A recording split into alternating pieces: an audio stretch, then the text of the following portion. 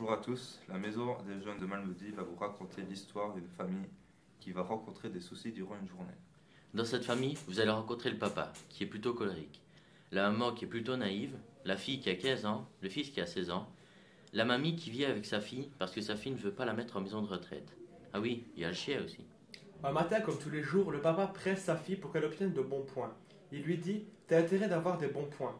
Aujourd'hui, sinon privé de GSM pendant 2 semaines, avec un air menaçant en lui montrant sa main en l'air.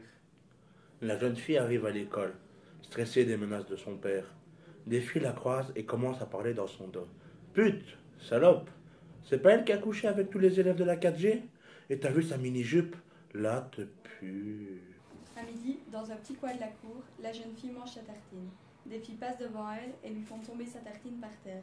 Elle se sent humiliée et énervée, mais elle a peur des 3 filles. Autour d'elle, tout le monde regarde ce qui se passe, mais personne ne réagit. Juste avant le cours de sciences, son frère passe chercher son cahier dans son casier.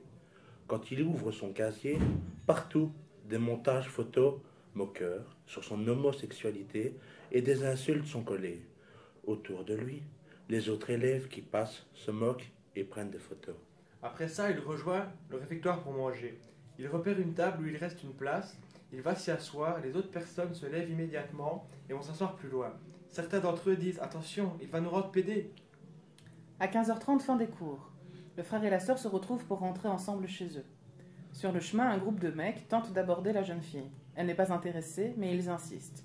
Le frère s'interpose et il prend une droite. Il tombe au sol, ses vêtements sont déchirés. Quand ils arrivent enfin à la maison, leur père les attend à l'entrée. Il remarque des vêtements déchirés de son fils et lui demande ce qui s'est passé. « Papa, j'ai voulu défendre ma sœur. » Son père demande si elle a gagné. Quand il comprend que son fils s'est fait battre, il dit: « T'aurais quand même pu faire mieux. » Et le papa se retourne vers sa fille. « Et toi alors, tu l'as réussi ce contrôle? Montre-moi ça. » Quand elle donne son contrôle qu'elle n'a pas réussi, son père lui retourne une claque. Le père se tourne vers la maman et lui dit: c'est ta faute si ce gosse est pédé. Et la fille, elle te ressemble. Elle est même pas plus intelligente que toi. Tu sers à rien. T'as vu l'état de la maison? Si j'étais pas là, cette famille serait en ruine. C'est grâce à moi si vous avez de la bouffe, toi, tes gosses et ta mère. Quand elle entend la dispute, la mamie intervient. Elle s'interpose entre les parents. Laisse ma fille tranquille. Le père réagit.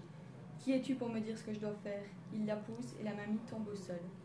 Le papa continue à gueuler. Il chute dans le chien en disant: mais quelle famille de merde! Il prend ses affaires et se barre en claquant la porte. Les enfants aident la mamie à se relever.